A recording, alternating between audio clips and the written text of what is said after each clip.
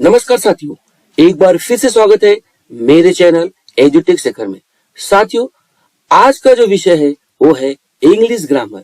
English grammar के अंतर्गत आज हम एक नए टेंस की जानकारी प्राप्त करने वाले हैं, जिस टेंस का नाम है फ्यूचर इंडेफिनिट या फ्यूचर सिंपल टेंस, जिसे हिंदी में हम सामान्य भविष्यकाल कहते हैं।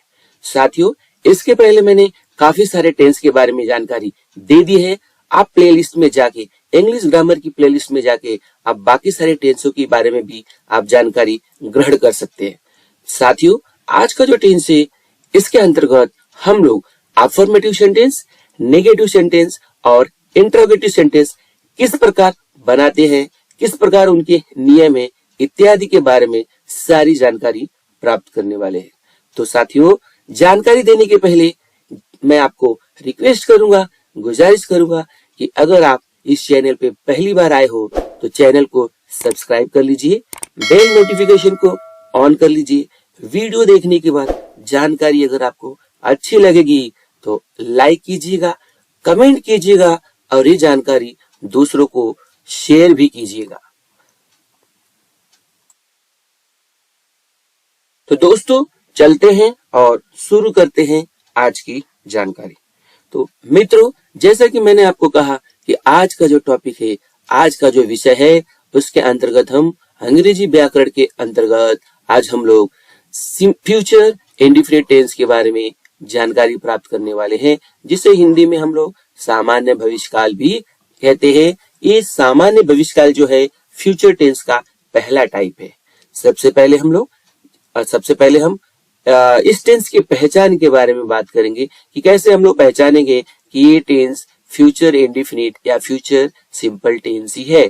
तो इस टेंस के जो वाक्य रहते हैं साथियों, उस टेंस के वाक्य के अंत में आपको गा, गे, गी ऐसे शब्द नजर आएंगे। गा हुआ, गे हुआ, बहुत आसान टेंस है साथियों, बहुत आसानी से आप लोग इसको पहचान सकते हो। इसके अंत में गा, गे, गी आता है। और फ्यूचर टेंस के बारे में मैं आपको बताऊंगा कि जो फ्यूचर टेंस होता है उसमें काम होना जो रहता है वो बाकी रहता है, वो काम पूरी तरह से खत्म नहीं हुआ रहता है, यानी काम होने वाला रहता है। उसे ही हम लोग क्या कहते हैं, भविष्य की बात होती है, इसे ही हम फ्यूचर टेंस कहते हैं। और फ्यूचर टेंस के अंतर्गत ही हम लोग पढ़ रहे हैं फ्यूचर इंडेफिनिट टेंस। तो यहाँ पे पहचान के बारे में मैंने आपको बताया कि वाक्य के अंत में होता है गा, गी, गा, गे, गी होता है। अभी हम उदाहरण के अंतर्गत देख सकते हैं। यहाँ पे अगर आप उदाहरण देखोगे तो 2-3 उदाहरण मैं आपको बताना चाहूंगा, जिसको देख के आप क्लियर हो जाओगे कि नहीं, ये फ्यूचर इंडेफिनिट टेंस ही है और इसे पहचाना बहुत ही आसान है। बहुत आसानी से आप इसे पहचान सकते हैं। देखिए, यहाँ पे मैं बताना चाहूंगा आपको, जैसे यहाँ पे आपको पहचान के तौर पे हमने बताया कि गा, गे, गी होता है। अब हम 2-3 उदाहरण देखते हैं। हम हॉकी खेलेंगे। अभी देखिए, ये जो खेलेंगे इसका जो आखिरी शब्द है इसमें आपको गे नजर आ रहा है, ठीक है। उसी प्रकार हम देख लेंगे, ये पहला वाक्य हो गया बच्चों। दूसरा वाक्य देख लीजिए, जैसे यहाँ पे दूसरा वाक्य दिखा है, कल उसे दिल्ली जाना पड़ेगा। तो यहाँ पे देख लीजिए, पड़ेगा में भी आपको लास्ट में गा आ रहा है, ठीक है। और यहाँ पे काम देखिए, जाना पड़ेगा मतलब वो जाएगा, अभी बाकी है, गया नहीं है। तुम इस परीक्षा में सफल होगे। यहाँ पे देखिए, होगे के अंत में भी आपको क्या नजर आ रहा है, गे आएगा। तो यहाँ पे नजर क्या है बच्चों, ये जो टेंस है बहुत ही आसान है। इसके अंत में आपको गा, गे, गी ऐसे शब्द मिलेंगे और साथ में इसमें काम होने वाला है, काम होने की संभावना है और काम भविष्य में होने वाला है। उसके लिए पहले से बताया जा रहा है, जैसे हम हॉकी खेलेंगे, बताया जा रहा है खेल की हॉकी खेल के हुआ नहीं है। दिल्ली जाना पड़ेगा, दिल्ली अभी गए नहीं है, जाना पड़ेगा। उसी प्रकार तुम इस परीक्षा में सफल होगे, अभी परीक्षा में सफल नहीं हुए हैं, परीक्षा देने के बाद सफल होगे। तो ये जो भविष्य काल है बहुत ही आसान है बच्चों, गा, गे, गी। अब हम क्या करेंगे, गा, गे, गी की पहचान के आधार पे हम लोग बहुत सारे वाक्य भी बना सकते हैं। और उस वाक्यों की श्रृंखला में अभी मैं आपको कुछ ऐसे नियम बताऊंगा, क्योंकि ये 3 वाक्य अगर आपने देखा होगा तो मुझे जहां तक लगता है कि आपको ये समझ में ही आ गया होगा कि इस टेंस को पहचाने कैसे। सबसे आसान टेंस है। अब हम बात करेंगे कि इस टेंस के अगर आपको वाक्य दिए गए रहेंगे, अनुवाद के नियम जो बोलते हैं ट्रांसलेशन के, क्योंकि हमें जानना है कि हम इसको ट्रांसलेट कैसे करेंगे। तो ये जो अनुवाद के नियम होते हैं बच्चों, इस अनुवाद के नियम के लिए हमको क्या करना है, तो यहाँ पे सबसे पहले हम लोग क्या करते हैं, सबसे पहले हम लोग अफर्मेटिव सेंटेंस के बारे में बात करते हैं। सबसे पहले हम लोग अफर्मेटिव सेंटेंस की बात करते हैं, जिसका नाम है बच्चों सरल वाक्य। ठीक है, तो सरल वाक्य का नियम बहुत आसान है बच्चों, मैं बताना चाहूंगा। देखिए यहाँ पे सब्जेक्ट से शुरुआत करना है। मैं बहुत पहले जितने भी टेंस मैंने बताया है आपको सब में सब्जेक्ट का मतलब समझा दिया है, तो इसके पहले के टेंस अगर पढ़ोगे तो आपको अच्छे से समझ में आएगा। प्लस देखिए विल या शैल ये सहायक क्रिया होती है, और इसके बाद आपको वर्ब लगाना, ये मुख्य क्रिया होती है, फर्स्ट फॉर्म होता है, मुख्य क्रिया का फर्स्ट फॉर्म। प्लस आपको लिखना रहता है ऑब्जेक्ट, और फिर बचा खुचा जो पार्ट रहता है उसको हम बोलते हैं कॉम्प्लीमेंट। नियम बहुत आसान है बच्चों, फिर से देख लीजिए। सब्जेक्ट लिखिएगा, फिर विल या शैल हेल्पिंग वर्ब है, फिर इसके बाद वर्ब का फर्स्ट फॉर्म लिखना है, फिर आपको लिखना है ऑब्जेक्ट, और फिर आपको लिखना है कॉम्प्लीमेंट। नियम आसान ही है, नियम आसान से याद कर सकते हो, कोई दिक्कत की बात नहीं है। अब हमें दो तीन चीजें रिमेम्बर करना है, याद करना। कौन सा पॉइंट हमें ध्यान में रखना है वो देख लीजिए। देखिए सबसे पहले आपको ध्यान में रखना है कि जो आई और वी होता है अक्सर उसके साथ शैल का प्रयोग होता है। ध्यान में रखिए, बहुत इंपॉर्टेंट चीज है, क्योंकि यहाँ पे दो सहायक क्रिया दी गई है, तो आई और वी के साथ आपको क्या लगाना है, आई और वी के साथ आपको लगाना है शैल का इस्तेमाल करना है। ठीक है, बाकी अन्य कर्ताओं के साथ क्या लगाना है, विल लगाना। अगर आई और वी को छोड़ देंगे, जैसे यू हो गया, ठीक है, दे हो गया, ही सी इट हो गया, तो ऐसी कर्ताओं के साथ आप लोग को क्या लगाना पड़ेगा, विल लगाना पड़ेगा। ठीक है, लेकिन कभी कभी ऐसा भी हो जाता है बच्चों कि आई और वी के साथ, ध्यान रखिए बहुत इंपॉर्टेंट चीज है, आई और वी के साथ आप विल का भी प्रयोग करते हो, ये भी ध्यान में रखिए। तो कब करते हो उसका रीजन बताना चाहूंगा कि जब वाक्य में अगर कोई वाक्य है उसमें ऐसा आपको भाव प्रकट हो।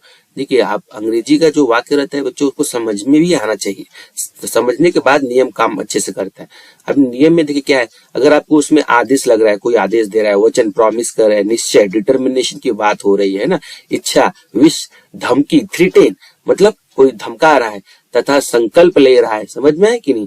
तो जैसे ये शब्द देख लीजिए, यहाँ पे फिर से बता रहा हूँ, आदेश का भाव हो रहा है वचन, निश्चय, इच्छा, धमकी तथा संकल्प का भाव प्रकट हो, ऐसा आपको वाक्य में लग रहा हो, तो आप उस समय बच्चों आई और वी के साथ, ध्यान में रखिए, आई और वी के साथ आप विल का इस्तेमाल करोगे। बहुत इंपॉर्टेंट बात है, आई और वी के साथ बच्चों आप विल का इस्तेमाल करोगे, शैल का इस्तेमाल नहीं करोगे। सिर्फ साधारण केस में ही आई और वी के साथ किसका इस्तेमाल करने वाले हो, आई और वी के साथ आप बच्चों शैल का इस्तेमाल करने वाले हो, ध्यान दीजिए। अब आइए मेन मुद्दे पे। ठीक है, इतना चीज तो हमें क्लियर हो गया, ये आपको समझ में आया। फिर से बताना चाहूंगा, नियम समझ में आया, सब्जेक्ट, विल या शैल में से कुछ एक, वर्ब का फर्स्ट फॉर्म, ऑब्जेक्ट, फिर आपको क्या लगाना है, कॉम्प्लीमेंट लगाना है। ठीक है, चलिए आई और वी का मैंने नियम आपको बता दिया, ये भी समझ में आ गया होगा। अब हम क्या करेंगे दो तीन वाक्यों के बारे में अगर हम जानकारी प्राप्त कर लेते हैं तो हम क्लियरली समझ जाएंगे कि नहीं इसमें करना क्या। देखिए अब यहाँ पे एक उदाहरण दिया गया है, यहाँ उदाहरण अच्छे से आप समझ सकते हैं, बहुत आसान उदाहरण है, देख लीजिए। देखिए क्या लिखा है यहाँ पे, हम कल जाएंगे, ध्यान दीजिए, हम कल जाएगा। अभी नियम में मैंने क्या बताया आपको, सब्जेक्ट रहेगा बच्चों विल, देखिए विल या शैल में से कोई एक हेल्पिंग वर्ब लगा दीजिए, फिर वर्ब लिखिए, वर्ब का फर्स्ट फॉर्म, यहाँ फर्स्ट फॉर्म लिख दीजिए। ठीक है, फर्स्ट का मतलब फर्स्ट फॉर्म समझ जाइए, प्लस यहाँ पे लिखिए ऑब्जेक्ट, प्लस लिखिए सी मतलब कॉम्प्लीमेंट, ये नियम कहता है। ठीक है, तो अभी हम लोग इस नियम को फॉलो करते हैं। जैसे हम लिखा है तो हम का क्या हो जाएगा, अंग्रेजी वी हो जाएगा। ठीक है, वी यहाँ पे देखिए सब्जेक्ट की जगह क्या है, वी है, विल और शैल में से क्या लिखो, वी शैल, बरोबर। अभी जाएंगे, देखो कल की बात, कल जाएंगे, कल का तो हो गया टुमारो, और जाना का क्या होता है, गो, तो वी शैल गो, हम जाएंगे।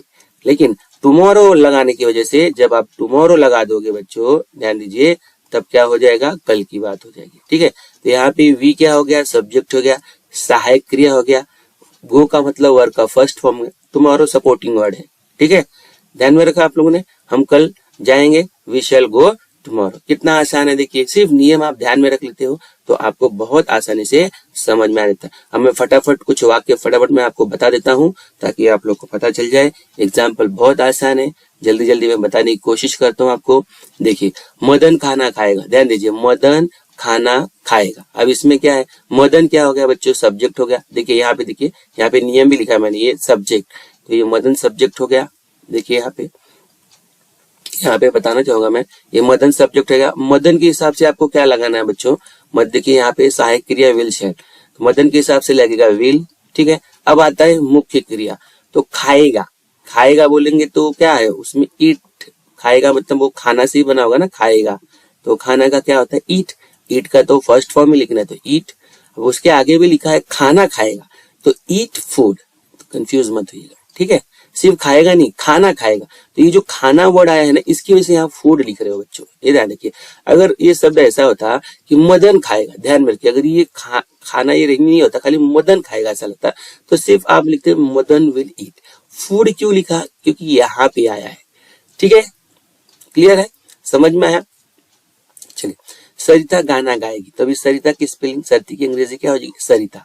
सरिता के हिसाब से देखिए सब्जेक्ट हो गया। अब विल शैल में से क्या लगाओगे? विल लगाओगे। ठीक है, गाना, ये गाना जो है सॉन्ग, ये चला जाएगा लास्ट में, ऑब्जेक्ट का काम करता है, कर्म का काम करता है। गाएगी, गाएगी का क्या देखो, गागेगी जिसमें लगा रहता है ना बच्चों, वही वर्ब होता है। ठीक है, गागेगी, तो यहाँ पे गाएगी में क्या है? ये सिंग होता है। ठीक है, तो गाना, गाएगी कहाँ से बना होगा? गाना से बना होगा ना, गाना से गाएगी बना होगा, सिंग हो गया। तो यहाँ पे आप क्या लिखोगे? सिंग अ सॉन्ग। क्या लिखने वाले हो? सिंग। सरिता विल सिंग अ सॉन्ग। तो इसमें कौन सी चीज क्या है वो देख लीजिए। सरिता आपका सब्जेक्ट हो गया, विल क्या हो गया? हेल्पिंग वर्ब हो गया, सिंग क्या हो गया? मुख्य क्रिया, वर्ब का फर्स्ट फॉर्म, सॉन्ग क्या हो गया? आपका ऑब्जेक्ट हो गया। ठीक है, तो मैंने सारी चीजें यहाँ पे बता दी। उसी प्रकार गणेश बाजार जाएगा, तो गणेश, गणेश के हिसाब से विल। अब जाएगा, बाजार तो पीछे चला जाएगा, विल है ना, हो गया। अब जाने का क्या है? Go to the market. Go to करने की वजह से जाएगा, द मार्केट मतलब बाजार के लिए इस्तेमाल किया गया है। ठीक है, वाक्य को अच्छे से बनाने के लिए क्या लिखेंगे? Go to the market. ठीक है, मैं पत्र लिखूंगा, तो मैं की अंग्रेजी क्या होती है? आई। आई होगा। अब आई के हिसाब से मैंने आपको क्या बताया? शैल। ठीक है, यहाँ पे शैल लिख दीजिए। लिखूंगा, राइट। क्या लिखूंगा? पत्र। पत्र पीछे चला जाएगा क्योंकि ये ऑब्जेक्ट है, ये ऑब्जेक्ट है, इसलिए यहाँ पे आएगा अ लेटर। ठीक है, तो अंग्रेजी और हिंदी वाले वाक्य में देखिए ऑब्जेक्ट कहाँ जा रहा है। हिंदी अंग्रेजी वाले वाक्य में ऑब्जेक्ट सीधे लास्ट में जा रहा है, क्योंकि सीक्वेंस कैसी बनाएगी? देखिए, सब्जेक्ट, विल शैल में से कोई एक, फिर वर्ब, फिर ऑब्जेक्ट आ रहा है। ठीक है, और हिंदी में ऐसा नहीं, हिंदी में वाक्य की रचना के हिसाब से उसे आपको क्या करना पड़ेगा? पहले ही जहाँ पे उसका नंबर आता है, नहीं तो वाक्य का अर्थ ही नहीं समझ में आएगा। अभी जैसे इसको हम अगर बोलेंगे हिंदी में, मैं लिखूंगा पत्र, ठीक है, तो कैसा ऑड लगता है, अच्छा उसका मीनिंग नहीं निकलता है। ठीक है, तो उसको ध्यान रखिए जरा आप लोग, उसी के हिसाब से करना है। तो I shall write a letter हो जाएगा। क्लियर हो गया, समझ में? आई शैल राइट अ लेटर। अब चलिए, और भी बहुत सारे एग्जाम्पल है, वो भी मैं फटाफट बता देता हूँ ताकि आपके डाउट क्लियर हो जाए। देखिए, यहाँ भी बहुत सारे वाक्य हैं, यहाँ देखने की कोशिश कीजिए। देखिए, दीपा पुस्तक पढ़ेगी, तो दीपा, अब मैं फटाफट बताऊंगा, विल रीड अ बुक। देखिए, Deepa will read a book हो जाएगा। महेश पानी पिएगा, महेश विल ड्रिंक वाटर। ठीक है, Mahesh will drink water, Mahesh will drink water हो जाएगा। काजल खाना पकाएगी, तो काजल के हिसाब से क्या लगेगा? KAJL, काजल हो गया। काजल की सहायक क्रिया क्या लगेगी? विल। पकाना, पकाना का क्या होता है? कुक। अब खाना पका रही है ना, तो खाने के लिए क्या लिखोगे? फूड लिखोगे। देखिए, मैं नियम ही फॉलो कर रहा हूँ, मैं कुछ नया नहीं कर रहा हूँ, सिर्फ नियम मुझे याद हो गया। नियम क्या है फिर से देख लीजिए, नियम एक बार फिर से देख लीजिए आप लोग। नियम देखने से आपका काम आसान हो जाएगा। सब्जेक्ट लिख रहा हूँ, विल शैल में से कोई एक, फिर वर्ब का फर्स्ट फॉर्म, फिर ऑब्जेक्ट, फिर कॉम्प्लीमेंट। पूरा नियम मुझे याद है, इसलिए मैं जल्दी जल्दी ट्रांसलेशन कर रहा हूँ। तो आप भी नियम याद कर लेते हो, ट्रांसलेशन आप जल्दी जल्दी कर पाओगे। अब देख लीजिए, यहाँ पे और भी एक दो चीजें देख लीजिए जरा। यहाँ पे देखिए, दिनेश अवश्य जाएगा। हाँ, देखिए, अब दिनेश अवश्य जाएगा। देखिए, अवश्य मतलब अब यहाँ पे क्या हो रहा है? बोले ना, आपको पता है ना, धमकी, इच्छा, आदेश, संकल्प, ये सारे शब्द जब आते हैं तो इसमें जो सहायक क्रिया रहती है वो बदल जाती है। अब दिनेश के हिसाब से, हमारे हिसाब से क्या लगता था, अगर हम लोगों ने जैसा सीखा उसमें क्या है, दिनेश के हिसाब से लगना चाहिए था विल, बट यहाँ पे लगा शैल, क्योंकि यहाँ पे संकल्प, अवश्य बोले संकल्प लिया जाएगा। ऐसे शब्दों में, ऐसे वाक्यों में हेल्पिंग वर्ब का जो प्रारूप रहता है चेंज हो जाता है, वो मैंने आपको पहले ही समझाया। तो विल न लगा के आप क्या लगाओगे? शैल लगाओ। ठीक है बच्चों, समझ में आया? अभी तक हमने कौन सा वाक्य लिया? अभी तक मैंने आपको अफर्मेटिव वाक्य बताया। अब मैं आपको नेगेटिव के सेंटेंस के भी कुछ एग्जाम्पल फटाफट बता देता हूँ। नेगेटिव बहुत आसान है बच्चों, उसमें ज्यादा सोचने की जरूरत नहीं है। अगर आपको अफर्मेटिव समझ में आया होगा तो बस नेगेटिव भी समझिए। नेगेटिव में सिर्फ क्या रहता है, नई चीज क्या रहती है, यहाँ पे नकारात्मक, यहाँ पे क्या रहता है, नेगेटिव में आपको नकारात्मक वाक्य बोलते हैं, उसमें नॉट का भाव, मतलब नकारात्मक भाव का मतलब उसमें आपको लगाना है नॉट। ठीक है, बहुत आसान है। नियम देख लीजिए, नियम पूरा वही है, सिर्फ आपको नॉट कहाँ लगाना वो देख लेना है। देखिए, सब्जेक्ट, देखिए इसके पहले इसके पहले वाले वाक्य में आपने क्या देखा था, सब्जेक्ट था, विल था, शैल था, वर्ब का फर्स्ट फॉर्म, ऑब्जेक्ट और कॉम्प्लीमेंट, यही कुछ था। अब आपको नया क्या करना है वो भी देख लीजिए। नया करने के लिए आपको क्या लगाना है, विल के साथ नॉट लगा दीजिएगा, अगर शैल लगाओगे तो उसके साथ नॉट, बस यही चेंज, यानी विल नॉट या शैल नॉट, बाकी सब सेम है। वर्ब का फर्स्ट फॉर्म बोल दीजिए, फिर ऑब्जेक्ट बोल दीजिए, कॉम्प्लीमेंट बोल दीजिए, ये सारी की सारी चीज वैसे की वैसे ही है। फिर नया चेंज क्या मिला बच्चों, नया चेंज मिला आपको, देखिए नया चेंज में क्या मिल रहा है आपको, विल नॉट मिल रहा है, और फिर क्या मिल रहा है आपको, शैल नॉट मिल रहा है। ठीक है, क्लियर हो गया, समझ में आया सब लोग को, अच्छे से समझ में आया होगा। ठीक है, अभी चलिए कुछ, हाँ एक चीज और ध्यान में रखना है, कभी कभी वाक्य में ऐसे शब्द आते हैं, कभी नहीं, तो कभी नहीं के लिए आप नॉट ना लगाइएगा, नेवर लगाइएगा। क्या लगाइएगा, नेवर लगाइएगा। ठीक है, समझ में आया सबको। चलिए आपको कुछ एग्जाम्पल मैं दिखा देता हूँ, बस आप ध्यान में रखिए कि विल के बाद नॉट और शैल के बाद नॉट लगाना रहेगा, ये आप अगर ध्यान में रखे रहोगे तो आपको समझ में आएगा। चलिए मैं कुछ उदाहरण लेता हूँ, जल्दी जल्दी देख लेते हैं हम कुछ उदाहरण। देखिए अभी यहाँ पे आपको अगर नियम याद होगा तो नियम के हिसाब से हमें कैसे शुरुआत करनी है वो मैंने आपको बताया ही। जैसे गीता, तो यहाँ की गीता की अंग्रेजी क्या होगी, गीता। अब गीता के हिसाब से क्या लगेगा बच्चों, देखिए मैंने पहले लगा दिया सब्जेक्ट, अब हेल्पिंग वर्ब देखना है तो हेल्पिंग वर्ब क्या लगाओगे, यहाँ पे विल। ठीक है, क्योंकि यहाँ पे लिखा है गीता फुटबॉल नहीं खेलेगी, नहीं की वजह से नॉट लगा रहे हो, तो बड़ा आसान वाक्य बच्चों, समझने के लिए तो बहुत आसान है। गीता लगा दिया आपने, विल नॉट लगा दिए। अब देखो खेलेगी, वर्ब की बात आ गई, क्योंकि तीसरे नंबर पे वर्ब ही आता है, सहायक क्रिया के बाद मुख्य क्रिया, तो खेलेगी मतलब प्ले हो गया, और कुछ दिया है, कुछ छूट गया है, फुटबॉल, तो यहाँ पे फुटबॉल लास्ट में आ जाएगा, तो फुटबॉल आपका हो जाएगा ऑब्जेक्ट। ठीक है, फुटबॉल क्या हो जाएगा आपका, ऑब्जेक्ट हो जाएगा बच्चों। तो वही नियम हम लोग फॉलो कर रहे हैं, बस सिर्फ एक ही चीज है कि आपको क्या ध्यान में रखना है कि आपको नियम के बारे में अच्छे से समझ के ले लेना है। यहाँ पे देख लीजिए जो ये अगला नियम, अगला एग्जाम्पल देख लीजिए, अगला एग्जाम्पल क्या है देख लीजिए। यहाँ पे लिखा है, देखिए ध्यान से, मैं वहां कल नहीं जाऊंगा। ठीक है, यहाँ पे क्या लिखा है, मैं वहां कल नहीं जाऊंगा।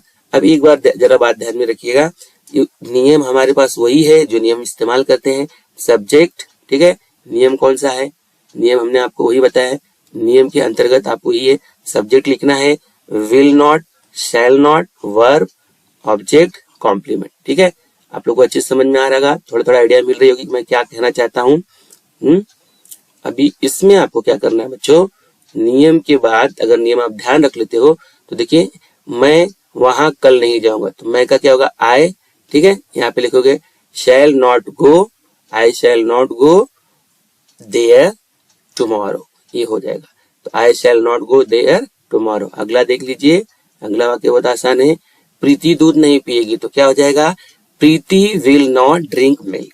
प्रीति दूध नहीं पिएगी तो क्या होगा, प्रीति, प्रीति सब्जेक्ट हो जाएगा, उसके हिसाब से लगा हुआ विल नॉट। देखिए सब्जेक्ट होगी प्रीति, फिर लगा हुआ विल नॉट, वर्ब है पिएगी, पिएगी का मतलब क्या होता है, ड्रिंक, लेकिन आगे कुछ ऑब्जेक्ट है तो बताया गया ना दूध, तो हो जाएगा मिल्क।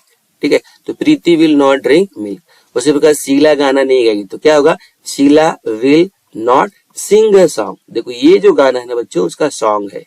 ठीक है, कितना आसान है, सीक्वेंस देख लीजिए, आपको ये सब्जेक्ट हो गया, ये आपकी सहायक क्रिया हो गई, ये मुख्य क्रिया का फर्स्ट फॉर्म हो गया, ये ऑब्जेक्ट हो गया। ठीक है, इसके बाद अगला देख लीजिए, हम यह काम नहीं करेंगे, तो हम का क्या होगा, वी, वी के हिसाब से लगेगा शैल नॉट, करेंगे, करेंगे क्या होता है, डू। अब यह काम, जरा देखिए यह काम, तो यह काम के लिए लगाया this work, we shall not do, यह काम मतलब दिस वर्क, तो हम यह काम नहीं करेंगे। सीक्वेंस कैसी रही फिर से बता दूं, सब्जेक्ट, फिर सहायक क्रिया है will not, shall not, verb का फर्स्ट फॉर्म, ऑब्जेक्ट पे ही हमारा काम खत्म हो जा रहा है। ठीक है, चलिए अंजलि नृत्य नहीं करेगी, तो अंजलि के हिसाब से लगाइए अंजलि, फिर उसके हिसाब से नहीं आया है तो विल नॉट। ठीक, नृत्य के लिए क्या होता है, डांस। ठीक है, अंजलि विल नॉट डांस। ठीक है, तो अंजलि नृत्य नहीं करेगी। ठीक है, अब हम लोग क्या करेंगे, इसके बाद के वाक्य बहुत आसान है बच्चों, आप देख सकते हो, यहाँ पे देख लीजिए, एक दो वाक्य और देख लीजिए, एक दो वाक्य और है जिससे आपको अच्छे से समझ में आ जाए कि हमको कैसे करना है, ट्रांसलेशन कैसे करना है बच्चों, देख लीजिए। अभी देखिए, मैं पुस्तक नहीं पढ़ूंगा, तो मैं का क्या होगा, आई, उसके हिसाब से लेगा शैल नॉट, मैं पुस्तक नहीं बेचूंगा, पढ़ूंगा नहीं, बेचूंगा, सॉरी है, तो आई सेल नॉट बेचूंगा, बेचने का क्या होता है बच्चों इंग्लिश, सेल होता है। आई सेल नॉट सेल, अब क्या नहीं बेचूंगा, पुस्तक, तो यहाँ लगा द बुक, ठीक है, तो बुक हो गया ऑब्जेक्ट। रहीम स्कूल नहीं जाएगा, इतना आसान है, रहीम लगा दिए सब्जेक्ट, रहीम के हिसाब से लगा विल नॉट, है ना, जाएगा, go to the school, go to the school नहीं जाएगा, Rahim will not go to the school, ठीक है, कितना आसान है, देख लीजिए, आपको अच्छे से समझ में आ रहा होगा। अब आइए यहाँ पे अगला देख लीजिए, अगला वाक्य देख लीजिए यहाँ पे अच्छी तरह से, देखिए इंट्रोगेटिव सेंटेंस। इंट्रोगेटिव सेंटेंस में क्या करना है, प्रश्नवाचक वाक्य में क्या करना है, देख लीजिए यहाँ पे प्रश्नवाचक वाक्य, ऐसे वाक्य में प्रश्न पूछने का कार्य होता है, ठीक है। तो अभी इसमें क्या है, अनुवाद के नियम। तो प्रश्न पूछने का कार्य मतलब क्या है, उस वाक्य में आप क्वेश्चन मार्क, प्रश्नवाचक वाक्य क्या होते हैं जिसमें प्रश्न पूछने का कार्य होता है, बहुत सिंपल ये वाक्य होते हैं, पहचानने में तो बहुत ही आसान होते हैं। नियम देख लीजिए, देखिए नियम में विल शैल आपको पहले लगा देना है, अगर वाक्य की शुरुआत क्या से हो रही है तो ये नियम इस्तेमाल करना है। फिर क्या लगाना है, सब्जेक्ट, फिर क्या लगाना है, वर्ब का फर्स्ट फॉर्म, फिर क्या लगाना है, ऑब्जेक्ट, फिर लगाना है कॉम्प्लीमेंट। मतलब वो जो विल शैल था ना उसको आप शुरुआत में ले लिए। इसके पहले मैंने आपको जो नियम पढ़ा अफर्मेटिव वाले नियम में देखोगे विल शैल बाद में आता था, अभी उसको पहले ले लीजिए। नियम बहुत आसान है, मैं आपको एक दो उदाहरण बताना चाहूंगा, लेकिन फिर से मैं उसको आपको एक्सप्लेन करना चाहूंगा। एक्सप्लेनेशन कुछ ऐसा है कि आप समझ लीजिए कि विल शैल के बाद सब्जेक्ट लगाना है, वर्ब का फर्स्ट फॉर्म लगाना है, ऑब्जेक्ट लगाना है, कॉम्प्लीमेंट लगाना है। जब हम लोग इसके दो तीन उदाहरण देख लेते हैं, देखिए उदाहरण देखिए, देखिए यहाँ पे लिखा है उदाहरण, जैसे क्या मैं हंसूंगा तो क्या शुरुआत हो गई है, तो क्या के हिसाब से अभी मैं आया तो मैं के हिसाब से लगा शैल आई लाफ, हंसना का है लाफ, ठीक है। तो यहाँ पे ये हेल्पिंग वर्ब लगा दिए, फिर सब्जेक्ट लगा दिए, देख लीजिए विल या शैल में से कुछ इस्तेमाल किए, फिर सब्जेक्ट लगा दिए, ठीक है, और फिर आपने वर्ब लगाया, फिर आपने क्या लगाया, वर्ब लगा दिया, ठीक है। तो शैल आई लाफ, क्या तुम किताब खरीदोगे, ध्यान दीजिए, क्या तुम किताब खरीदोगे, तो क्या की शुरुआत हुई है, तो विल या शैल में से क्या इस्तेमाल करोगे, तो पहले देखिए क्या के बाद तुम आ रहा है, तो तुम के हिसाब से, तुम की स्पेलिंग अंग्रेजी यू होती है, यू के हिसाब से लगता है विल, विल यू, ठीक है। खरीदोगे, खरीदोगे क्या है, बाय, अब क्या खरीदोगे, किताब, ऑब्जेक्ट है, पीछे चला जाता है अ बुक, तो will you buy a book, will you buy a book. क्या हुआ, सोएगा, तो क्या की स्पेलिंग तो क्या होगी, उसके लिए हमें क्या करना पड़ेगा, आपको लगाना है विल या शैल, लेकिन देख लीजिए क्या के बाद क्या लगा है, ही लगा, वह लगा है, ठीक है। तो वह लगने की वजह से क्या लगाओगे, will he sleep, will he sleep हो जाएगा, ठीक है। आसान है, नियम सिर्फ ध्यान में रखना है आपको। देखिए प्रश्नवाचक जो वाक्य होते हैं उसमें नेगेटिव भी हो सकता है। नेगेटिव का मतलब क्या है, देखिए नेगेटिव का मतलब क्या है, नॉट की लगाने की जरूरत हो सकती है। जैसे ये नियम देखिए, आपको विल लगाया, शैल लगाया, सब्जेक्ट लगाया, फिर ये नॉट लगा सकते हो, वर्ब का फर्स्ट फॉर्म, ऑब्जेक्ट, कॉम्प्लीमेंट। अब प्रश्नवाचक वाक्य में नकार हो, जैसे क्या मैं नहीं नाचूंगा, देख लीजिए नहीं आ गया। अब इसके लिए नहीं आने की वजह से हमें सिर्फ नॉट लगा देना है, लेकिन नॉट कहाँ लगाना है वो सीक्वेंस जरूरी है। देखो विल शैल के बाद देखो विल शैल के बाद सब्जेक्ट लिखना है, फिर नॉट। तो क्या मैं, तो will I not dance, will I not, तो विल हो गया हेल्पिंग वर्ब, मैं का क्या हो गया आई, ठीक है, नॉट डांस, मैं का क्या हो गया आई, मतलब सब्जेक्ट के बाद नॉट लगाना। क्या सूरज नहीं पड़ेगा, विल सूरज, देखो यहाँ पे विल शैल में से एक लगाइए, सब्जेक्ट होगा सूरज, फिर यहाँ पे नॉट, फिर वर्ब का फर्स्ट फॉर्म मतलब रीड, तो will Suraj not read. Sequence देखिए, विल शैल के बाद सब्जेक्ट आता है, फिर नॉट आता है, फिर वर्ब आती है, ठीक है। आसानी से समझ में आ रहा होगा आप लोग को। अब देखिए अगला एक दो वाक्य और अब समझ लीजिए अच्छी तरह से। अभी यहाँ पे अगला दो वाक्य देख लीजिए, यहाँ पे क्या लिखा है, क्या मदन नहीं, यहाँ पे दो बार नहीं आ गया बच्चों, प्रिंटिंग मिस्टेक, बट एक ही बार रहेगा, क्या मदन नहीं नहाएगा, ठीक है। तो क्या आ गया, मतलब आपको लगाना है विल, लेकिन मदन के हिसाब से विल लगा रहे हो तो सेल भी लग जाता है, विल मदन नॉट, फिर नहाना का क्या होता है, ये वर्ब होती है बात, नदी में, क्या मदन, यहाँ पे ये जो बच्चों जरा इस वाक्य को अच्छे से समझ लीजिए, क्या मदन नहीं नहाएगा, तो विल मदन नॉट बात नदी में, ठीक है। तो ये वाक्य क्या रहेगा, क्या मदन, यहाँ देख लीजिए क्या मदन नदी में, ठीक है, नहीं नहाएगा। ये वाक्य ऐसा था, थोड़ा सा सीक्वेंस जरा देख लियो। क्या मदन नदी में नहीं नहाएगा, तो उसका हो जाएगा will Madan not bath in the river. Will Madan, तो आप ये जो ट्रांसलेशन कर रहे हो बच्चों, इस वाक्य का कर रहे हो, क्या मदन नदी में नहीं नहाएगा, तो will Madan not bath in the river हो जाएगा। ठीक है, समझ में आया आप लोग को। चलिए अब हम लोग एक दूसरे नियम की तरफ बढ़ जाते हैं, जो बहुत आसान नियम है। देख लीजिए यहाँ पे, देखिए यहाँ पे ये नियम देख लीजिए आप लोग। एक अलग से नियम हम लोग देख लेते हैं। देखिए यहाँ पे नियम दिया है। नियम क्या दिया है देख लीजिए। अगला अभी WH टाइप का ये रहेगा, देख लीजिए। WH टाइप के आपको मिलेंगे, WH टाइप क्वेश्चन मिलेगा। फिर विल या शैल का इस्तेमाल कीजिए, फिर सब्जेक्ट लिखिए, फिर वर्ब का फर्स्ट फॉर्म, ऑब्जेक्ट लिखिए, फिर कॉम्प्लीमेंट लिखिए। ठीक है, तो अभी हम लोग क्या करेंगे, यहाँ पे देख लीजिए अच्छे से। WH टाइप का मतलब आपको प्रश्नवाचक, जो प्रश्न की शुरुआत होती है व्हेन, व्हाई, वेयर, व्हाट से होती है। इसी वाक्य में एक चीज और देखिए, इसमें भी नॉट लगाने की सिचुएशन आती है। तो अगर नॉट लगाने की सिचुएशन आती है तो नॉट किसके बीच में लगाने का, देखिए सब्जेक्ट के बाद लगाने का और वर्ब के पहले नॉट लगाने का। ठीक है, तो ये दो नियम जरा ध्यान में रखिए, दोनों में थोड़ा सा चेंजेस है। पूरा नियम, ये नियम और ये नियम पूरा सेम है। सिर्फ आपको क्या ध्यान में रखना है, आपको ध्यान में रखना है कि सब्जेक्ट और वर्ब के बीच में अगर नॉट लगाने की यानी नहीं वाला केस आता है तो लगा दीजिए। तुम कल क्या करोगे, देखिए तुम कल क्या, अभी देखिए क्या बीच में आ गया, तो यहाँ लगाओगे इसके लिए व्हाट, देखिए WH का काम हो गया। अब विल शैल में से क्या लगाओगे, तो इसके लिए देखो तुम की अंग्रेजी क्या होती है, यू के हिसाब से पहले लगाओगे विल, मैंने पहले ही समझाया था आपको। ठीक है, व्हाट विल यू, फिर करोगे डू, कल की बात है tomorrow, what will you do tomorrow. तुम्हारी सहायता कौन नहीं करेगा, देखो नहीं आया, कौन का क्या आता है हु, अब हु के हिसाब से क्या लगाओगे विल शैल। ठीक है, तो हु विल, हाँ क्या लिखा है, who will not help you. ठीक है, तुम्हारी सहायता कौन नहीं करेगा, तो who will not help you. Clear हो गया, समझ में आया सब लोग को, ये वाक्य समझ में आया। तुम्हारी सहायता कौन नहीं करेगा, who will not help you. इसी प्रकार एक और देख लीजिए, वह यहाँ क्यों नहीं आएगी। ठीक है, वह यहाँ क्यों नहीं, तो लिखेगा वाई, यहाँ क्यों के लिए क्या लगाओगे वाई, विल क्यों लगाए शी के हिसाब से, why will she not come here.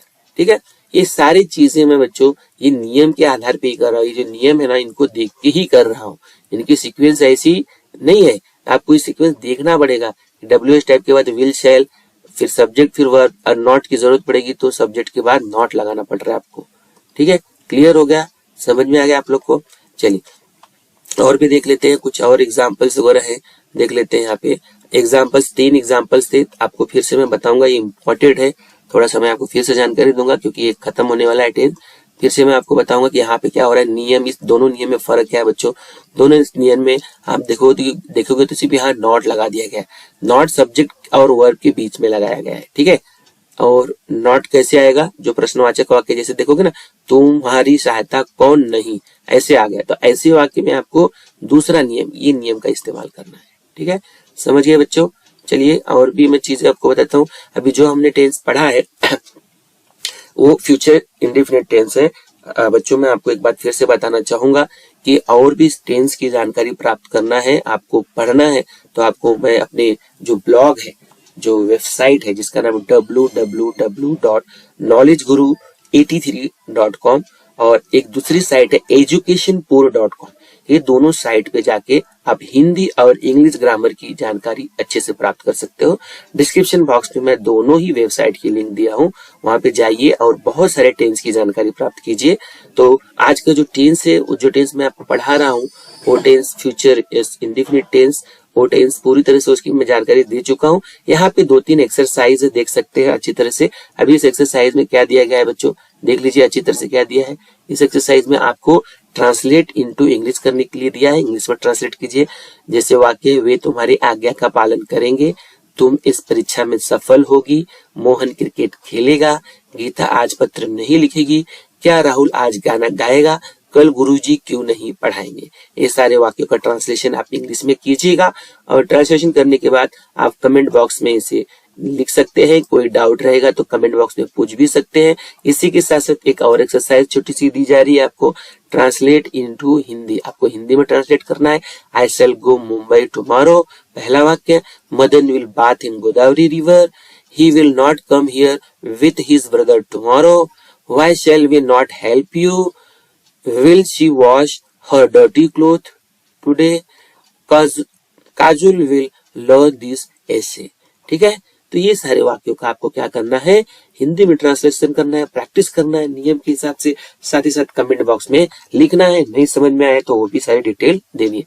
तो साथियों, मैंने आज की जो जानकारी दी वो जानकारी टेंस से संबंधित थी। और आज की जानकारी के अंतर्गत हमने पढ़ा फ्यूचर इंडेफिनिट या फ्यूचर सिंपल टेंस कैसे कहते हैं, उसके बारे में अफर्मेटिव, नेगेटिव और इंटरोगेटिव सेंटेंसेस के जो नियम रहते हैं वो सारी जानकारी मैंने आपको इस वीडियो के माध्यम से प्रदान की। तो साथियों, ये जानकारी आपको कैसी लगी जरूर बताइएगा, और अगर जानकारी आपको अच्छी लगेगी तो लाइक कीजिएगा, कमेंट कीजिएगा, अपने दूसरे दोस्तों यारों में शेयर भी कीजिएगा। साथ ही साथ अभी तक अगर आपने मेरे चैनल को सब्सक्राइब नहीं किया है तो चैनल को कर लीजिए सब्सक्राइब, बेल नोटिफिकेशन को ऑन कर लीजिए, क्योंकि ऐसी बहुत सारी जानकारी इस चैनल पे हमेशा अपलोड की जाती है। बेल नोटिफिकेशन ऑन करने से जानकारी आपको पहले प्राप्त होगी। तो साथियों, ये जानकारी यहीं पे करते हैं समाप्त। धन्यवाद, थैंक यू।